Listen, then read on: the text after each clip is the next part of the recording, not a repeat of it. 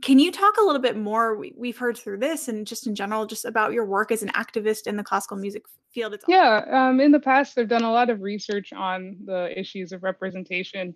Most of my activism is through research and trying to figure out the types of initiatives that can try to make the problem better.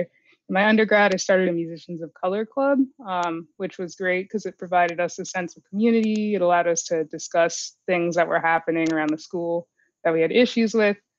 Um, and then I also started a research project where I analyzed the New York State School Music Association manual as well, similar to how I did do the euphonium manual. And I got very similar results as far as seeing composer representation there.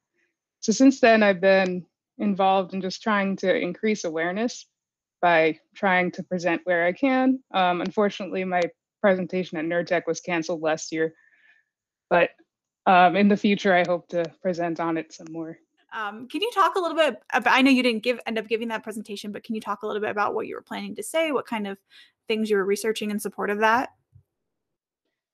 So the presentation was basically, it was titled Come to the Dark Side, about getting to know Black music better within the tuba world. And it started with a historical analysis of the instrument. I found out that in 1937, or 57, not 37, the first album by Bill Bell was actually released at the same time as an album by Ray Draper, who was a young Black jazz tubist, and it was called Tuba Sounds. And I had no idea that album existed until I found this little corner of the web. And I was so shocked that a Black tubist had released an album at the same time and hasn't had any sort of credit within the field. So I talked about his short life because he died early, and then Howard Johnson as well, John Sass, and Theon Cross, who's in the UK, and just people who are making the tuba work in these styles today still.